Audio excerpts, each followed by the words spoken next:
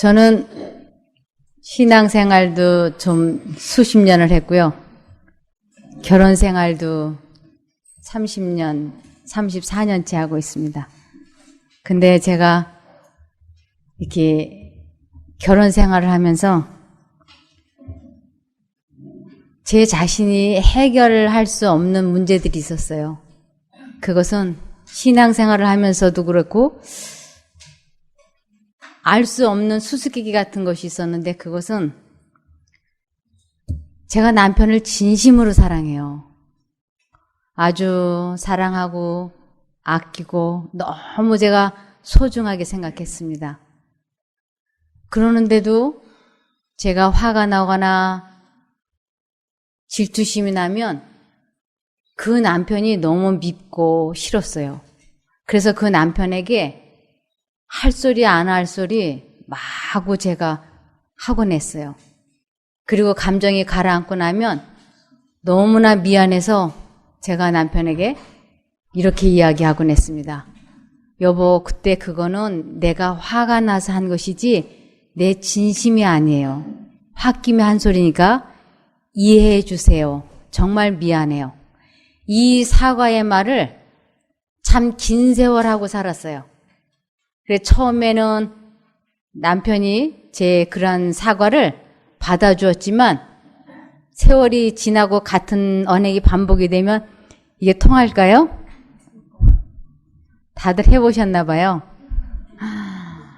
안 통하는 거예요. 그리고 얼굴에 제가 미안하다고 사과할 때마다 얼굴에 비웃음이 싹 스치고 지나가는 걸 제가 보았어요. 그럴 때마다 이 마음이 얼마나 참담하고 우울하고 아주 많이 괴로웠는데도 불구하고 왜 내가 이러는지 이해가 되지 않았어요. 정말 남편이 소중하고 너무 좋은데, 사랑하는데 왜 내가 화가 날 때마다 남편을 이렇게 악하게 대하는지, 이것을 어떻게 하면 해결할 수 있을까? 그래서 이 문제를 해결하기 위해서 제가 아주 많이 성경을 잘 가르친다는 어느 목사나 박사나 무슨 연구원이나 이런 데를 많이 찾아 헤매었어요. 그러는데도 제 마음을 다스릴 수가 없는 것이었어요. 특별히 제 남편이 교회 안에 들어와서 하나님을 전한다고 하면서 어떤 사람들을 많이 접촉했느냐 하면 교회 안에 들어와 보니까 7, 80%가 여자들이잖아요. 그러니까는 이 전도를 할 때 그 한 영혼 한 영혼에게 아주 딱딱하고 권위적으로 대하면 전도가 잘 될까요? 다 아시네요. 친절하고 상냥하고 예의 바르게, 이런 거를 한마디로 젠틀맨이라 그러잖아요. 제 남편이 젠틀맨이 되어가지고 여자분들에게 이렇게 전도를 하면 제가 많이 질투했어요. 그래서 제 남편이 이렇게 상담 전화한다고 전화할 때마다 제 눈꼬리가 이렇게 올라가고 속이 부글부글 질투 때문에. 근데 차마 양심상 제 남편에게 내 속이 뒤집어지니까, 질투가 나니까 전도하지 마세요, 이런 말은 할 수가 없었어요. 그런데 그 말은 차마 안 했지만 다른 걸로 트집을 잡아서 제 남편을 괴롭혔어요. 그러면 많이 괴롭히고 악한 소리 하고 나면 이 속이 후련하고 좀 깨어날까요? 다들 뭐 경험자들인가 봐요. 입을 뒤집어 쓰고 많이 울었어요. 하도 괴로워서. 제가 지금은 이렇게 내가 남편이 여자들한테 전도 많이 해서 아주 질투했습니다라고 말씀을 드릴 수 있는 것은, 지금은 이러한 문제에서 제가 해방이 되었고 마음이 자유로워졌기 때문에 이런 말씀을 드릴 수가 있어요. 정작 그 어려움 가운데 제가 있었을 적에는 가장 친한 친구에게도 이런 것 말해본 적이 없었어요. 그러면서 제 남편이 특별히 저에게 나는 하늘을 우러러 부끄러움이 한 점이 없다. 그런데 당신이 질투를 한다는 것은 천박한 여자라서 그렇다. 라고 얘기했을 때 제가 자존심이 너무 많이 상하고 마음이 아파서 그냥 그 자리에서 어떻게 했으면 좋았을까요? 그랬어요. 정말 그 자리에서 너무 참담해서 죽었으면 좋겠다 그랬어요. 그래서 하나님께 이런 기도했어요. 하나님, 딴 사람들은 교통사고도 잘나서 죽고 또 악한 질병에 걸려서도 잘 죽던데 왜 저는 안 재우시나요? 저에게도 잠을 좀 재워주시죠. 제가 그 기도를 하면서 많이 마음 아파하고 울었어요. 근데 그렇게 마음이 미움과 질투와 후회와 이러한 걸로 복잡하면서도 제가 저를 볼 때 뭐처럼 보이냐면 천사처럼 보이는 것이에요. 이리 봐도 쓸만하고 저리 봐도 쓸만한 여자처럼 보이는 게 이게 나 자신에게 많이 속은 거지요. 내가 꽤 괜찮은 사람으로 느껴지는 거예요. 그러면서 제 마음속에 또한 뭐가 없냐면 사랑이 없어요.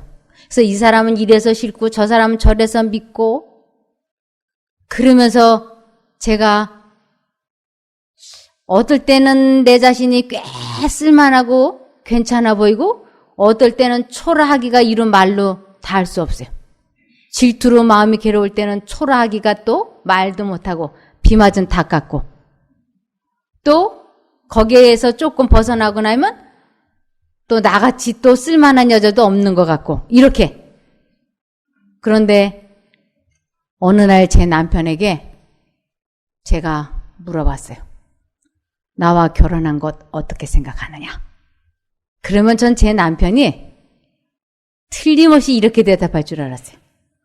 난 당신과 결혼한 것을 만족하게 생각해. 그리고 다시 태어나도 당신과 결혼하고 싶어. 이렇게 생각하고 이렇게 대답하는 줄 알았어요. 근데 그것은 저의 착각이었어요. 제 남편이 저에게 나는 말이야 당신과 결혼한 것이 너무 후회가 되어서 오토바이를 타고 가다가 전봇대를 들이받아서 그 자리에서 죽고 싶었어. 그렇게 말하는데 제가 너무 충격받았어요. 나의 어떠한 결점이 당신으로 하여금 그렇게 죽고 싶어 하게 했느냐? 그랬더니 대답할 수 없대요. 그리고 난 후에 제가 몇 날 며칠을 밤잠을 설쳤어요. 이리 뒤척 저리 뒤척. 너무 마음이 괴로워서.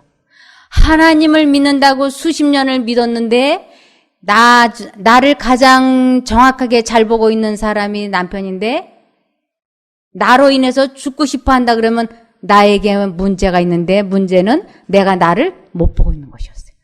남편이 그렇게 말을 했음에도 불구하고 제가 저를 보는데 아무리 봐도 쓸만해요. 이리 봐도 이쁘고 저리 봐도 괜찮아요. 어느 날 제 남편이 저하고 거실에서 대화를 나누는데 엄지손가락으로 이 명치 끝을 꾹꾹 누르는 거예요. 여보 왜 그래요? 아니야 괜찮아. 근데 2, 3일 지났는데 또 엄지손가락 또 명치 끝을 누르는 거예요. 여보 아프면 병원에 갑시다. 당신. 그랬더니 이번에는 이렇게 대답했어요. 나는 말이야 당신하고 같이 있으면 숨이 막혀서 그래.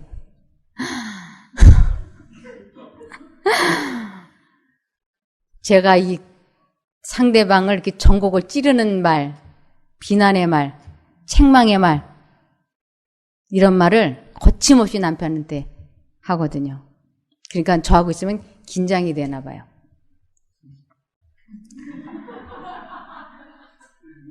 그러는데도 제가 자신이 저를 봐도 그때도 깨달을 수가 없었어요. 왜 내가 어때서?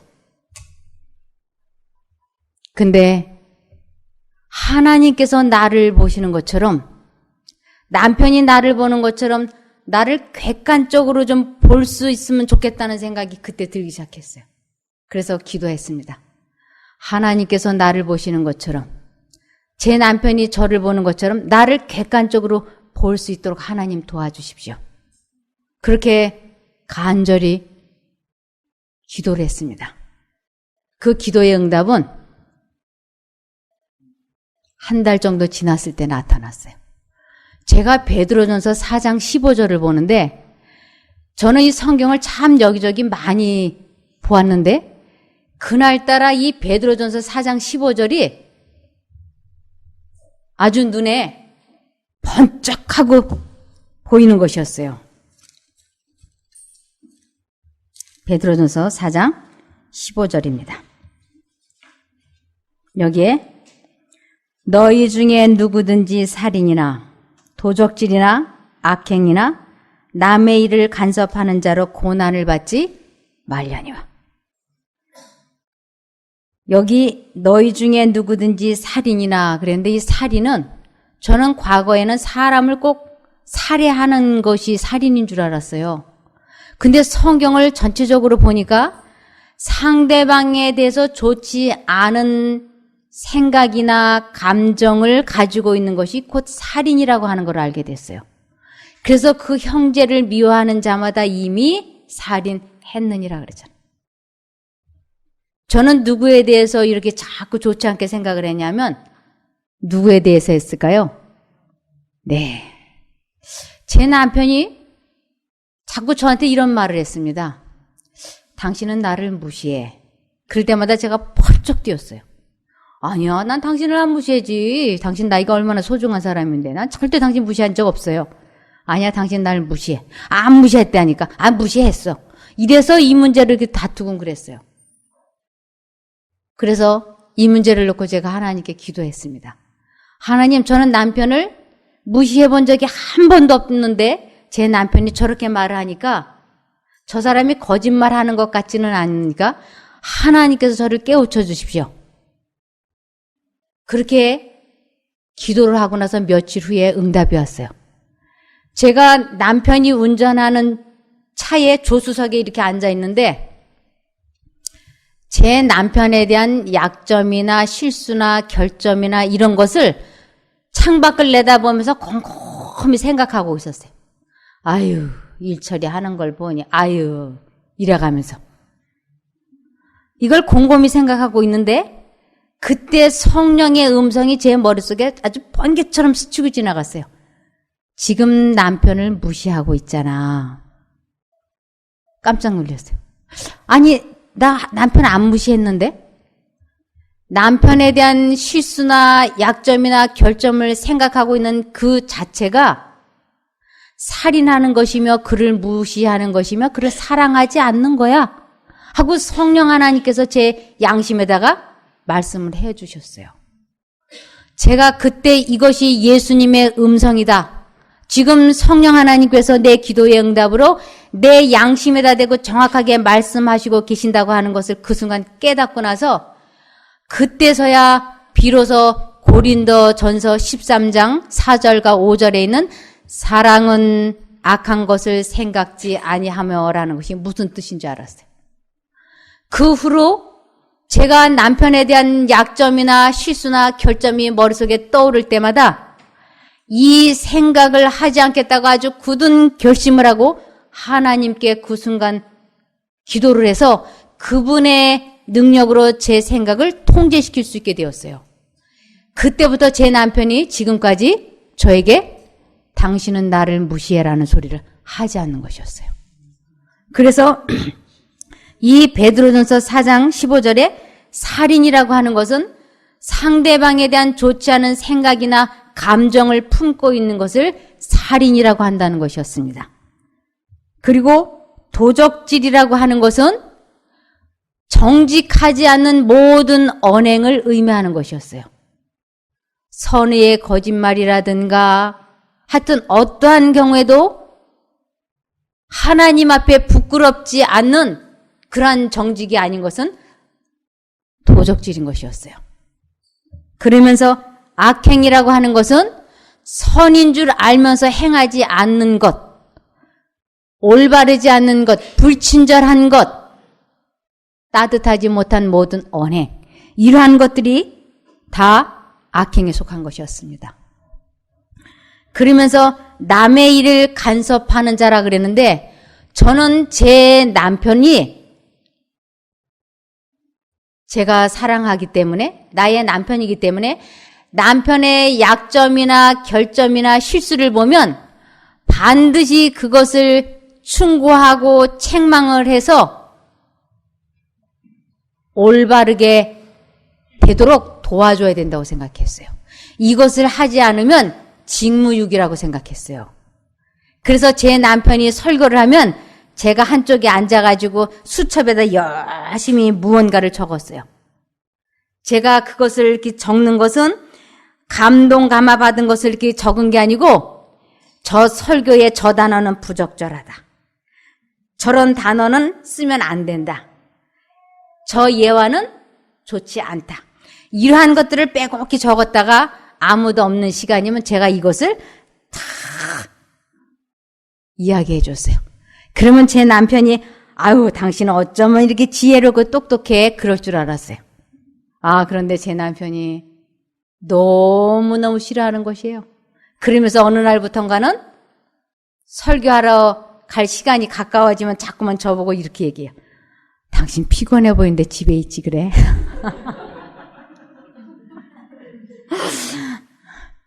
당신 오늘은 좀 아까 뭐 어디 아프다며 집에 있지 이렇게.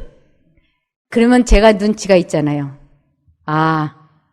또 뭐 실수하면 또 한 소리 얻어들을까 봐 그러나 보다. 그러면 제가 집에 있을까요? 더 빨리 차리고 나서가지고 차에 가 있지요. 그래서 줄기차게 이렇게 했어요. 그런데 여기에 보니까 살인이나 도적질이나 악행이나 남의 일을 간섭하는 자는 반드시 뭘 받는다고요? 고난을 받는다고 돼 있어요. 이 고난을 받는다고 하는 것은 하나님과 관계가 분리된 사람들에게 나타나는 이러한 언행을 하는 사람의 마음속에는 사랑과 평화가 없다고 하는 것입니다. 이것이 고난인 거예요. 제 마음에 사랑도 없고 평화도 없어요. 기쁨도 없고 감사도 없어요. 제가 이러한 것을 어느 날 성령 하나님에 의해서 이것을 다 깨닫게 되면서 하루에 12번도 더 짜증이 나고 신경질 나고 화가 나고 그렇게 사는 제가 하나님 앞에 서원 기도를 했습니다. 하나님, 제가 이제 다시는 화 안 낼 겁니다. 그리고 불만 불평 말하지 않을 거예요. 그리고 제 약점 중에서 장점이기도 하고 약점이기도 한 게 뭐냐면 저는 타고난 말쟁이에요. 제 친정 식구들이 다 말을 잘해요. 저도 타고난 수다쟁이라서 이게 후천적으로 선천적으로 갈고 닦아서 말을 잘했어요. 그러더니 시간이 지나니까 잘하는 게 아니고 이제 많아졌어요. 그래서 제 남편이 어느 날 저한테 이렇게 얘기했어요. 당신 정신병자 같다. 제가 그래서 펄쩍 뛰었어요. 아니라고. 난 정상이다. 자고로 미친 사람은 정상이라고 그런다. 그래서 내가 안 미쳤다고 하면 남편이 미친 사람이라서 그런다고 얘기할 거고 그러면 내가 미친 것을 인정하게 되면 어떻게 될까요? 정신병원을 가봐야지 되는 거예요. 그런데 다른 사람도 아닌 남편이 당신 정신병 같아. 너무 말이 많아. 절제가 안 되고 있어. 그래서 그러면 내가 나를 생각할 땐 정신병자가 아닌 것 같지만 당신이 그렇게 보고 있다면 내가 정신병원을 찾아가겠다. 같이 가자. 그래서 제가 남편과 함께 위생병원의 신경정신과 전문의를 찾아갔어요. 그리고 제가 그 의사 앞에 가서 제 심정을 토로하는데 내가 어쩌다 이 지경이 되어서 여기까지 왔나 생각하니까 눈물이 그냥 얼마나 쏟아지든지 울며 불며 제가 2시간에 걸쳐서 이야기를 다 했어요. 그랬더니 그 정신과 의사가 아주 끈기 있게 2시간을 말 한마디 안 하고 다 이러면서 들어주더라고요. 그러면서 마지막에 이렇게 진단을 내려줬어요. 정신병 환자는 아닙니다. 그런데 말은 정말 무지하게 많네요.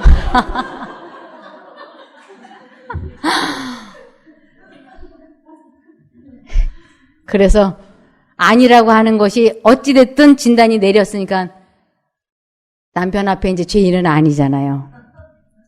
그런데 집에 돌아와서 이제 서원 기도를 했죠.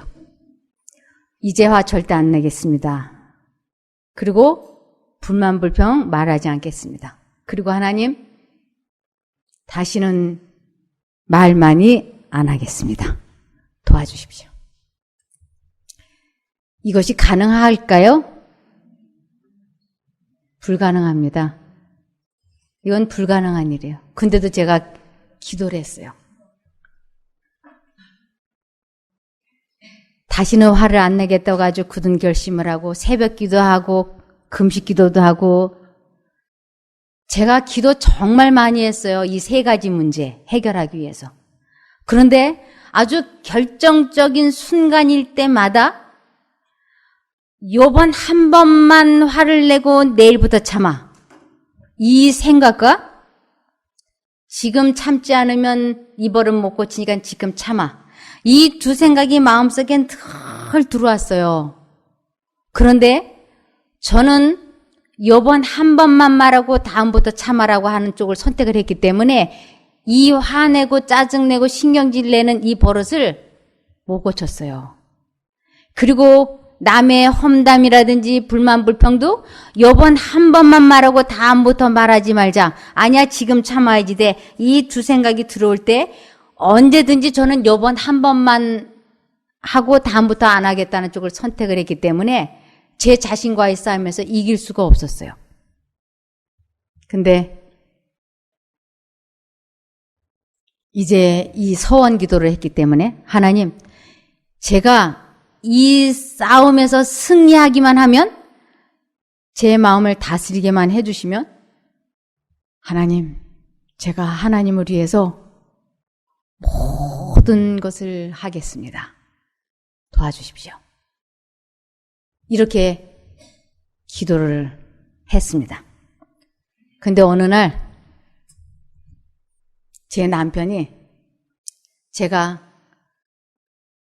투자하면 안 된다고 하는 우리 집으로서는 현금으로서는 전액이었어요. 그것을 제가 남편에게 투자하지 말라고 그러는데 제 남편이 투자하고 싶다 그랬어요. 그래서 둘이 합의가 되지 않은 상태에서 제 남편이 어떤 일에 현금 전액을 투자했어요. 그리고 한 달이 지난 어느 날 아주 추운 겨울날 저녁에 식사를 하는데 식탁 앞에서 이렇게 말했습니다. 여보, 그 돈 있잖아, 투자한 거, 그거 한 푼도 못 건지게 됐어. 그 말을 듣는데 이 머릿속이 얼마나 이 부글부글부글 화가 나든지 그 순간 이럴 때 다른 분들은 어떻게 하는지 잘 모르겠습니다만 저는 그 순간 이렇게 무능한 사람하고 살 필요 없어. 그냥 이혼해. 간두자. 이렇게 생각이 들어오는 거예요. 그러면서 기왕에 그만둘 바에야 아주 그냥 남편하고 원 없이 오늘 싸우고 그만둬버리자. 이 생각이 막 머릿속에 회오리 바람처럼 스치고 들어오는 거예요. 근데 한쪽 마음으로는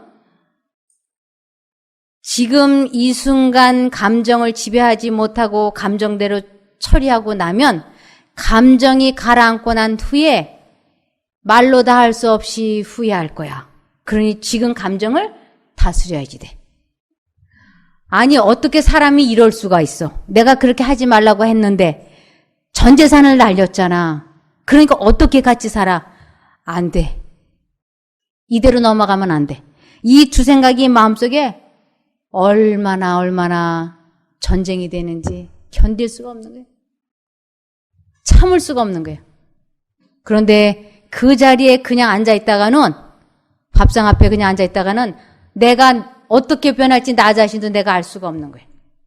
근데 그 순간 스치고 지나가는 생각이 있었어요. 자리를 옮기자.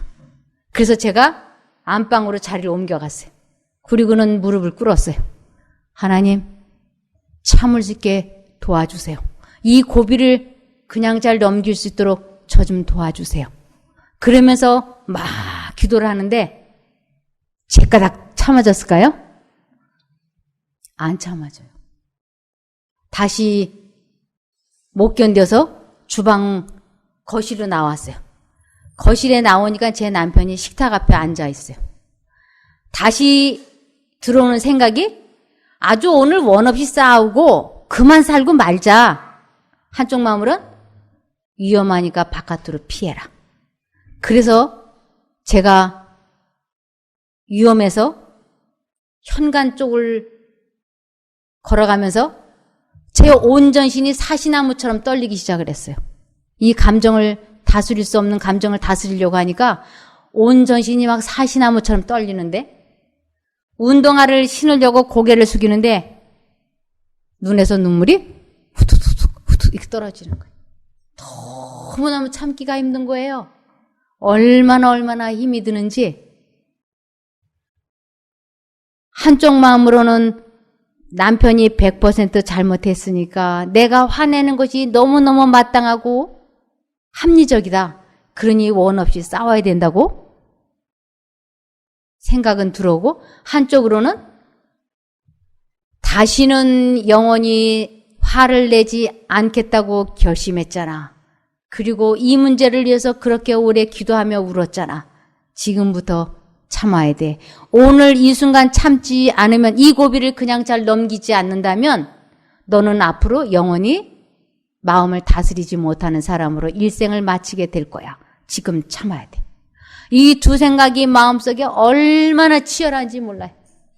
제가 그 추운 밤에 운동화를 신고 얇은 티셔츠 바람 하나로 여기를 뛰다 걷다 하면서 정신없이 걸어서 하늘을 향해서 막 울부짖기 시작했어요. 하나님, 나 좀 살려달라고, 참을 수 있게 나 좀 도와달라고. 얼마나 제가 울부짖으면서 10분, 20분, 30분을 걸어갔는지 몰라요. 그런데도 이 속은 가라앉지 않는 것이. 계속 마음속에는 두 생각이, 오늘 원 없이 싸고 내일부터 참아. 지금 참아야 돼. 이 두 생각이 막 회오리 바람처럼 치는데, 제가 그렇게 예수님 도와주세요, 예수님 도와주세요 하고 하늘을 향하여 울부짖는데도 이 마음이 안 다스려지는 거예요. 왜 그럴까요? 내가 그렇게 기도하는데도 안 다스려지는 거예요. 30분을 그렇게 울부짖으면서 뛰다가 걷다가 뛰다 걷다가 그 어두운 밤길을 가는데도 마음이 안 다스려지는 것이에요. 왜 안 될까요? 이 마음을 다스리는 데는 아주 꼭 필요한 게 있는데, 그것이 굳은 결심입니다. 내가 화를 안 내겠다고 아주 확고부동한 결단이 서지 않으면 하늘에서 능력이 오지 않아요. 이것이 하나님을 만나는 데 있어서 가장 중요한 키포인트예요. 제가 30분, 40분을 그렇게 울면서 뛰는데도, 하늘을 향해 울부짖어 기도하는데도 이 마음이 다스려지질 않는 것이었어요. 그런데 시간이 지나면서 제 마음속에 내가 오늘 참지 못해서 뇌혈관이 터져서 길거리에 쓰러져 죽는 한이 있어도 나는 화를 안 낼 거다 하고 제 마음이 아주 확고부동하게 결단이 섰어요. 전심전력을 다해서 제 마음에 결심을 하고, 그리고 진심으로 전심으로 제가 하늘을 향해서 하나님을 부르기 시작했어요. 하나님. 그 갈등하고 있는 상태에서 하나님을 부르는 것과 내 마음이 결단이 선 다음에 하나님을 부르는 것은 마음가짐 자체가 달랐어요. 제가 마음에 굳은 결심을 하고 아주 하늘을 향하여 하나님 하고 불렀을 때 기적이 일어났어요. 그 뜨거운 분노가 거짓말처럼 샥 사라지면서 하늘의 평화가 제 마음속에 충만해지는 것이었어요. 하늘의 평화와 기쁨과 감사가 이 마음속에 충만해지는 것이었어요. 이것이 시편 50편 15절에 보면 환난 날에 나를 부르라. 내가 너를 건지겠다고 약속을 하셨어요. 그래서 환난 날에 하나님의 능력으로 자기 자신에게서 건짐을 받은 사람은 하나님을 영화롭게 한다고 되어 있어요. 하나님을 영화롭게 한다고 하는 것은 하나님의 이름을 널리 전파하는 것을 하나님의 이름을 영화롭게 한다고 하는 거죠. 이러한 사람은 지금까지 살아왔던 전혀 다른 새 노래를 부르기 시작을 합니다. 제가 처음으로 하나님을 만나는 경험을 이때 해본 것이에요. 하나님을 만날 때는 하나님과 나 사이를 가로막고 있는 그 죄와의 모든 타협이 끝난 다음에서야 진정한 회개가 시작이 되고 그때부터 하나님께서는 사람과 만나 주십니다. 제가 그 죄와의 타협이 끝났을 때 이제는 죽으면 죽어도 다시는 내가 화를 내지 않겠다 하고 굳게 결심을 하고 하나님께 부르짖었을 때 하나님의 능력이 제 마음에 들어와서 저를 그 기가 막힐 웅덩이와 수렁에서 해방시켜 주셨어요. 아까 집을 나설 때는 분해서 눈물을 흘렸지만 이제는 어떻게 나 같은 사람에게 하나님을 만나는 이 놀라운 체험을 하게 해주셨는가? 이것이 너무너무 감사해서 돌아오는 길은 많이 감사해서 울었어요. 제 남편이 제가 집에 돌아오니까 꼼짝 않고 앉아있는 거예요. 제 성격을 누구보다도 잘 알죠. 이제 저 여자가 돌아오면 무슨 말을 하겠지. 잘 알죠. 근데 제가 한마디도 거기에 대한 말은 그때로부터 지금까지 제가 거기에 대한 말은 한마디도 해본 적이 없어요. 하나님의 능력으로 그 고비를 잘 참아 넘기게 되면 거기에 대한 감정이 씻은 듯이 사라져버리기 때문에 기억은 있어도 감정은 없기 때문에 상대방에 대한 완전한 용서를 하게 될 수 있는 것이에요. 그런데 하나님께서는 그 돈을 한 푼도 손해보지 않도록 다 회수하게 해주시더라고요. 그래서 하나님을 만나게 되면 내가 죄를 버리고 하나님 쪽을 선택하게 되면 하나님께서는 의로운 행위에 대한 상급을 3가지 내지 4가지를 동시에 주십니다. 이 죄악을 버리고 하나님 쪽을 선택하는 것을 의로운 행위라 그러는데 이 의로운 행위를 했을 적에 첫 번째로 주시는 상급이 마음의 평화와 기쁨과 감사와 사랑이에요. 이 평화와 기쁨과 사랑이 마음속에 넘치면 급속한 치료가 됩니다. 그래서 하나님을 만나고 하나님께로 돌아가면 마음의 평화와 기쁨이 넘치고 그 평화와 기쁨이 몸을 급속히 치료해 주신다고 하는 것입니다. 그러면서 이 성경 말씀을 온전하게 깨닫게 해주세요. 그러면서 무엇까지 해결해 주시는가 하면 현실의 재물까지도 하나님께서 해결을 하세요. 이 의로운 행위에 대한 상급은 하나님께서 신명기 28장, 29장, 30장에 아주 잘 말씀을 하셨어요. 너희가 하나님의 말씀대로 인생을 살게 되면 들어가도 복을 받고 나가도 복을 받고 그리고 너희는 외양간의 송아지처럼 뛸 것이고 이렇게 그러나 너희가 이 말씀에 기록된 대로 하나님을 섬기지 아니하고 하나님을 잊어버리고 살게 되면 하나님을 믿지 않던 애굽 사람들 몸에 있었던 그 질병이 너희 몸에 있게 될 거라고.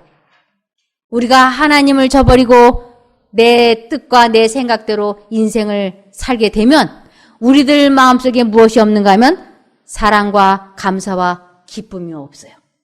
사랑이 없다고 하는 것은 반대로 미움이 있다고 하는 것인데 형제를 미워하는 자는 이미 살인한 자니라.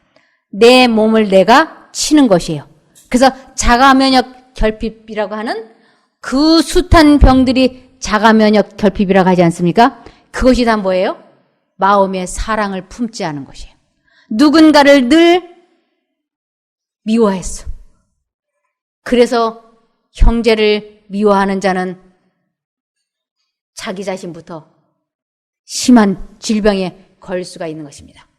그래서 하나님께서 우리 몸에 병을 들어붓는 것이 아니고 하나님을 저버리고 세상 뜻대로 살았다고 하는 것은 사단을 섬긴 것이나 마찬가지예요. 그래서 사단이 줄 수 있는 것이 질병, 불안, 근심, 걱정, 질투, 후회, 죄책감, 열등감, 이러한 것들이에요. 이러한 것들이 마음을 점령하게 되면 필연적으로 병에 걸릴 수밖에 없는 것입니다. 그래서 너희가 인생을 살다가 이러한 질병이 몸을 치거들랑 그때 내가 하나님을 잊어버리고 살았다고 하는 것을 기억하고 하나님께로 돌아와서 기도하면 내가 너희를 고칠 것이라고 신명기 28장, 29장, 30장에 잘 나와 있어요. 그래서 하나님께로 돌아간다고 하는 것은 지금 내가 품고 있는 이 생각을 버리고 이 생각을 포기하는 것이 하나님께로 돌아가는 것이라고 이사야 55장 7절에 말씀하고 계세요. 저는 과거에 어떻게 하는 것이 하나님께로 돌아가는 것인지 알지 못했어요. 내가 교회를 잘 다니고 기도를 열심히 하고 성경 말씀을 읽고 암기하고 봉사를 많이 하고 새벽 기도를 하고 헌금 많이 하면 내가 하나님께로 돌아간 것인 줄 알았어요. 그랬는데 성경 말씀에는 내가 지금 품고 있는 그 생각을 포기하는 것, 그 생각을 그만두기 위하여 하나님을 선택하여 부르는 것, 그 생각에서 해방되어지는 것을 하나님께로 돌아오는 것이라고 말씀하시는 것이었어요. 그러면서 에레미야 4장 14절에 보면 내가 그 악한 생각을 얼마나 오래 품고 있겠느냐고 말씀을 하시는 것이. 사람들은 일평생 동안 무슨 마음을 품고 사느냐면 전도서 9장 3절에 보면 미친 마음을 품으며 일생을 마친다고 되어 있어요. 하나님께 마음과 정신을 고정시켜서 하나님께로부터 오는 사랑과 감사와 기쁨의 생각이 아닌 모든 생각은 다 사단이 넣어주는 생각인데 그것은 다 미친 것이라고요. 창세기 6장 5절에 보시면 사람의 마음에는 항상 악한 계획뿐이라고 되어 있어요. 이사야 59장 5절을 보시면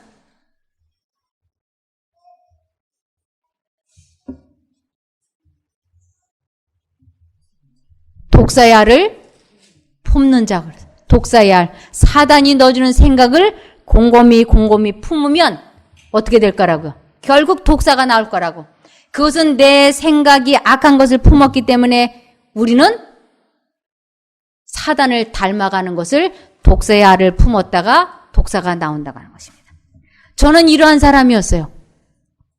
그래서 언제나 저는 독사의 알을 품고 그리고 저는 제 자신이 옳다라고 생각을 했기 때문에 하나님께 물어보지 않고 살았어요. 잠언 28장 26절을 보시면 자기의 마음을 믿는 자는 미련한 자요 지혜롭게 행하는 자는 구원을 얻을 자니라. 자기의 마음을 믿는 자는 미련하다고요. 내 생각이 옳다라고 믿었기 때문에 저는 하나님께 한 번도 물어보지 않았어요. 근데 그것은 미련한 자이기 때문이라고. 그래서 지금 내가 생각하고 있는 것이 정말로 올바른 생각인가, 하나님께로부터 오는 생각인가 아닌가 확인을 해봐야 되는 것이었습니다. 그래서 하나님께로부터 오는 생각인지 아닌지 알려면 성경을 읽어봐야 되는 것이었어요. 그래서 성경 말씀이 가라 하면 가는 것이고 오라 하면 오는 것이지, 내 생각은 가고 싶은데 성경 말씀은 확인해 보지 않았어요. 근데 오라는 것이었으면 나는 잘못된 인생을 살게 되는 것입니다. 그러므로 내 인생이 잘못되었던 것은 다 내 잘못된 생각의 결과라고 에레미야에 쓰여져 있는 것이었어요. 에레미야 6장 19절이었습니다. 네. 에레미야 6장 19절에 땅이여 들으라. 내가 이 백성에게 재앙을 내리리니 이것이 그들의 생각의 결과라. 그들이 내 말을 듣지 아니하며 내 법을 버렸음이라. 저는 하나님을 믿는다고 참 오래 믿었지만 제 마음을 다스리지 못했어요. 마음을 지키지 못했기 때문에 정말로 사람을 사랑한다고 하는 것이 어떻게 하는 것이 사람을 사랑하는 건지도 알지 못했습니다. 그래서 내 마음에 옳다고 생각이 되는 대로 살았기 때문에, 내 마음을 믿고 살았기 때문에, 하나님을 의지한 것이 아니었기 때문에 내가 나를 볼 때 쓸만한 것이었어요. 이리 봐도 괜찮고 저리 봐도 이쁘고 나무랄 데가 없는 사람이었어요. 그런데 하나님께서 저에게 제 자신을 잘 볼 수 있게 깨우쳐 주신 것이에요. 저는 남편에게 간섭하는 일을 이제 그만둬야 되겠다고 생각했습니다. 관심과 간섭은 전혀 다른 것이었어요. 관심은 상대방을 사랑을 하는데 상대방의 의견과 상대방의 자유의지를 완전히 존중해 주는 것은 관심이며 사랑이었어요. 근데 간섭이라고 하는 것은 내 생각을 상대방에게 관철시키기 위해서 해주는 모든 언행은 간섭이었어요. 그것은 죄에 해당이 되는 것이었어요. 상대방의 잘못과 실수와 약점을 사람인 내가 뜯어고치려고 하고 충고하고 간섭을 했다는 것은 성령의 영역을 침범하는 죄에 해당이 되는 것이었어요. 사람의 잘잘못을 제가 뜯어고치려고 했던 것은 정말 큰 잘못이었던 것입니다. 사람은 사람의 말을 들을 수가 없어요. 사람은 성령 하나님의 음성이나 사단의 음성을 듣고 선택을 해서 살게 되어 있는 것이었습니다. 하나님께서는 우리들에게 죄를 깨닫게 하시고 그 죄를 돌이키고자 할 때 능력을 주셔서 그 죄에서 해방이 될 수 있는 능력까지 주셔서 그분은 완전한 하나님이셨어요. 근데 저는 제 남편의 약점과 실수와 결점을 말만 해줄 뿐이지 그에게 능력을 주지 못하는 것이었어요. 그러므로 상대방에게 진심으로 나는 당신을 사랑합니다라고 애정 표현을 할 때는 상대방의 약점과 실수와 결점을 보았을 때 완벽하게 참아주는 것이었어요. 절대로 거기에 대해서 화를 낸다거나 충고를 한다거나 책망을 해서는 안 되는 것이었어요. 그래서 애정 표현 중에서 가장 훌륭한 애정 표현은 자기 감정을 다스리는 것인데 이것을 목숨 바친 참 사랑이라고 하는 것이었습니다. 자기 감정을 다스린 사랑, 그것을 성경에서는 목숨 바친 참 사랑인데 이보다 더 큰 사랑은 없다고 하는 것이었어요. 제가 이제 이러한 성경들을 깨닫고 그래, 내가 남편을 진심으로 사랑해야지. 다시는 남편의 약점이나 실수나 결점을 지적하지 않아야지. 가능했을까요? 어느 날 제가 남편하고 은행에 급한 볼 일이 있어서 갔어요. 근데 1,000만 원이 필요한 걸 찾으러 갔어요. 찾으러 가갖고 1,000만 원짜리 수표 한 장을 끊어가지고 이제 남편에게 주고 은행문을 이제 끊었고 막 나오는데 어떤 사람이 제 남편을 툭툭 치는 거예요. 그래서 제 남편하고 제가 동시에 쳐다봤더니 그 사람 손에 1,000만 원짜리 수표가 들려있는 거예요. 제 남편이 그걸 찾아가지고 급하게 나오면서 바닥에 떨어뜨렸어요.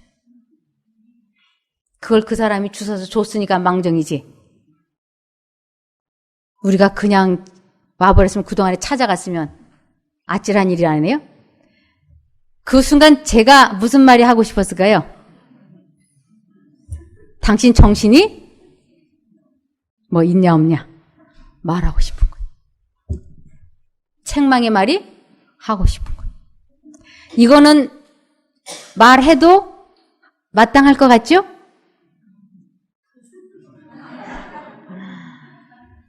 근데 성령 하나님이 제 마음에 말씀하셨어요. 참아야 돼. 내가 내 남편 마음에 이미 말했어. 이건 실수라고. 그래서 그는 지금 마음이 괴롭고 실수에 대해서 너에게 부끄럽게 생각해. 됐으니 그냥 넘어가. 이렇게. 양심 가운데 찰나적으로 들려오는 거예요. 한쪽 마음으로는 저 버릇 안 고치면 안 돼. 말해. 이렇게. 또 막 난리가 나는 거예요. 그때 두 생각이 왔다 갔다 할 때 어떻게 해라고요? 제일 중요한 게 뭐라고요? 굳은 결심이 필요해요. 이거 제가 반복해서 말씀드리는데 이것이 너무 중요하기 때문에 그래요. 이 굳은 결심을 사도 바울은 나는 날마다 죽노라라고 얘기했어요. 이 죽는다고 하는 것은 굳은 결심을 하고 하나님의 능력으로 죄에서 해방이 되는 것을 날마다 죽는다 그래요. 이것 때문에 하나님을 믿는 거예요. 하나님을 믿는 가장 큰 이유는 내 생각을 통제시킬 수 있고 내 마음을, 감정을 다스릴 수 있는 이 힘을 소유하는 것, 이것 때문에 하나님을 믿는 것이지 이것 아니면 교회 100년을 다녀보세요. 무슨 소용이 있는가? 제가 그 순간 딱 결심을 했어요. 아주 굳은 결심을 하고 예수님 도와주세요 하고 계속 예수님 부르기 시작했어요. 잠시 후에 제 결심이 확고부동하게 됐을 때 하늘에서 또다시 능력이 제 마음에 들어왔어요. 그리고 마음이 착 다스려졌어요. 제가 한마디도 말을 안 하고 조수석에 가서 앉아있어요. 제 남편이 제 성격에 대해서 너무 잘 알잖아요. 이제나 저제나 무슨 소리가 날라올 때가 됐는데 이제나 저제나 하면서 운전을 하는 거예요. 30분이 지나고 40분이 지나도 이제나 저제나 하는데 돌멩이가 안 날라와요. 제 남편이 드디어 어깨가 긴장이 돼서 올라갔던 어깨가 축 내려오면서 고마워요 안 고마워요? 고맙죠. 고마우니까 제 남편이 슬그머니 손으로 제 손을 이렇게 잡는 거예요. 제 손을 꽉 잡아요. 무슨 뜻이에요? 여보 미안해. 내가 실수한 거 눈 감아줘서 고마워. 이런 뜻이죠? 저도 그 남편에게 손으로 대답했어요. 제가 이렇게 대답했어요. 당신은 내게 아주 소중한 사람이요. 그렇기 때문에 당신에게 절대로 이제는 책망하지 않을 거예요. 나는 당신을 사랑합니다. 그래서 사랑의 표현 중에 가장 큰 사랑의 표현은 상대방을 참아주는 거예요. 제 자신과의 싸움에서 승리를 하려면 얼마나 치열하고 혹독한 전쟁을 치러야 되는지 몰라요. 그러나 그 싸움에서 승리를 하고 나면 그 기쁨은 이루 말로 다 할 수가 없어요. 너무너무 살맛이 나는 것이에요. 이 맛을 하나님의 선하심이라 그래요. 그래서 맛 중에 최고 좋은 맛은 하나님의 선하심을 맛보는 것이에요. 이러한 것을 체험하고 나면 내가 나를 생각해도 정말로 어떡할까요? 신통방통하고 대견스러워서 머리를 쓰다듬어 주고 싶다니까요.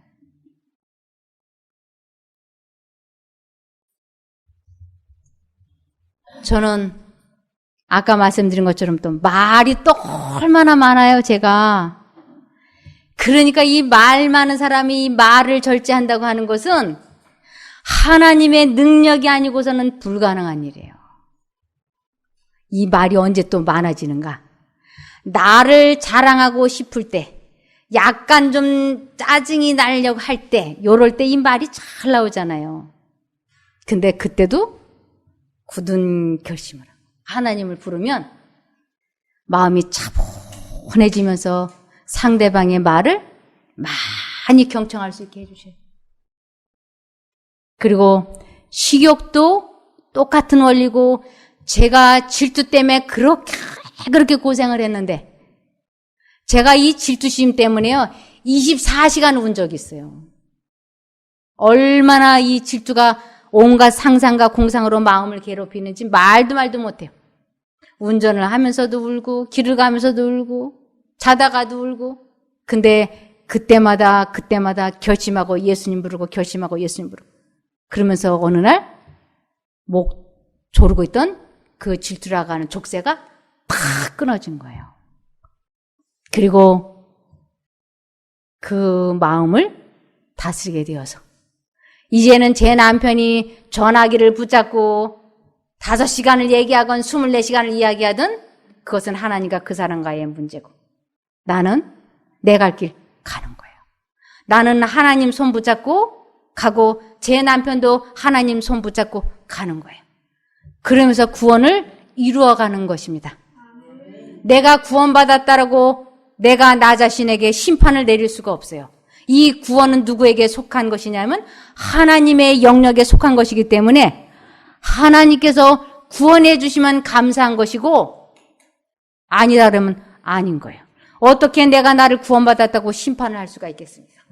그러니까 매 순간마다 나는 구원을 온전히 이룬 것도 아니고 얻은 것도 아니고, 매 순간마다 내가 하나님과 관계를 맺으면 구원을 이루어가는 것이고, 그분과 관계를 맺지 못해서 내 자신과의 싸움에서 지고 있다면 저는 구원을 얻지 못할 것입니다. 그래서 지금도 매 순간마다 제가 하나님을 잊어버리지 않으려고 하나님을 계속 부르는 것이에요. 하나님을 부른다 그러니까 주문을 외우는 건 줄 아는데 주문이 아니에요. 기도예요. 제가 우리 아이를 낳아놓고 석 달, 5달, 10달 됐을 때 하는 말 제가 다 알아들었어요. 엄마 나 기저귀 젖었는데 빨리 갈아줘. 엄마 나 배고파 밥 줘. 젖죠? 다 알아들었어요. 어떻게 알아들을까요? 응애, 응애. 엄마는 다 알아들어요. 젖죠? 기저귀 갈아줘. 다. 20살 때 엄마 하는데, 군대 가서 엄마 하는데 다 알아들었어요. 아, 여자애가 도망갔구나. 엄마, 너 용돈 떨어졌구나. 엄마, 합격했구나. 다 알아들어. 지금도 33살, 32살 된 아들이 엄마 하면 너 무슨 일 있지? 다 알아들어. 왜? 엄마니까, 자식이니까. 우리 하나님께 길게 기도할 수가 없어요. 예수님 하면 예수님이 다 알아들었어요. 주님, 너 아프지? 주님, 너 돈 떨어졌지? 주님, 너 괴롭구나. 다 알아들었어요. 미친 개가 달려올 때 엄마, 미친 개가 물러 와요. 이렇게 하는 사람은 없어요. 엄마 하면 뛰어나와. 그래서 우리를 기가 막힐 웅덩이와 수렁에서 건져주시는 분은 우리 예수님밖에 안 계세요. 소나기처럼 생각이, 잡념이 치고 들어오잖아요. 이 잡념은 사단의 것이에요. 자기가 잡념에 중독이 된 줄도 모르고 살잖아요. 이 잡념이 사단의 것이에요. 그러니까 사단이 잡념을 소나기처럼, 폭풍우처럼 집어넣으니까 미친 개가 물으러 오니까 어떡할까요? 나도 전속력으로 하나님을 불러야지 돼요. 그래서 하나님의 능력으로 들어오고 있는 생각을 그분이 방패로 막아주실 때 생각이 통제되어지고 마음이 다스려지는 것이에요. 그래서 잠언 4장 23절에 제일 중요한 것이 이거라고 되어 있는 것이에요. 잠언 4장 23절에 무릇 지킬 만한 것보다 더욱 내 마음을 지키라. 생명의 근원이 이에서 남이니라. 자기의 생각을 통제시켜야 행동이, 말이 절제가 될 수 있는 것이에요.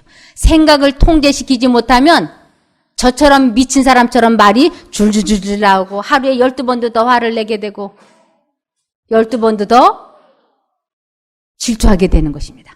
그런데 그 생각이 들어오려고 할 때 초전박살을 해야지 돼. 즉시 결심을 하시고 예수님을 부르면 자기 백성을 저희 죄에서 구원해 주시는 그 예수님을 부르면 하나님께서 우리들을 그 생각에서 해방시켜 주시고 그리고 마음의 평안과 사랑을 부어주시는 것이에요.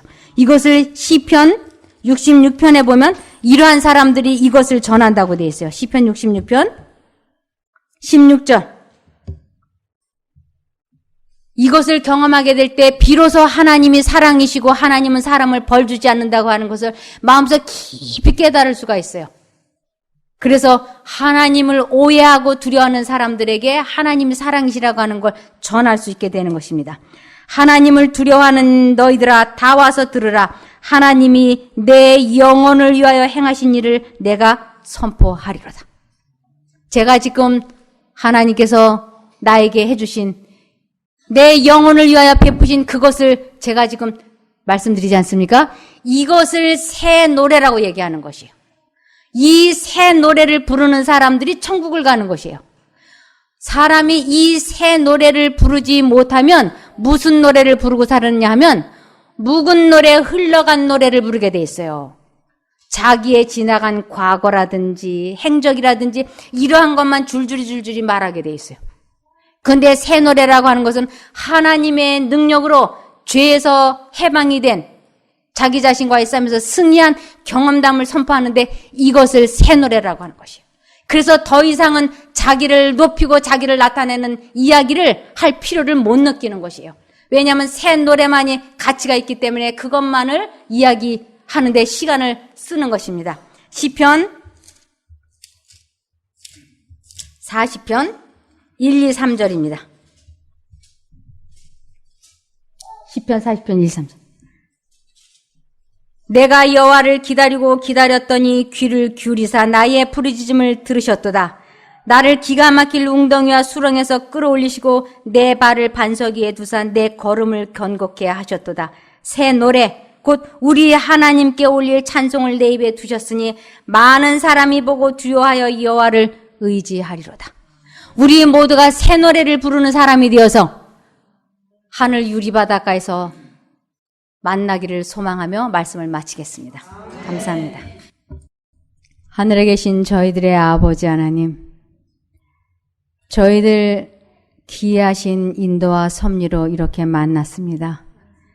이러한 시간 속에서 저희들의 새로운 생애의 전환점이 될 수 있게 도와주시옵소서.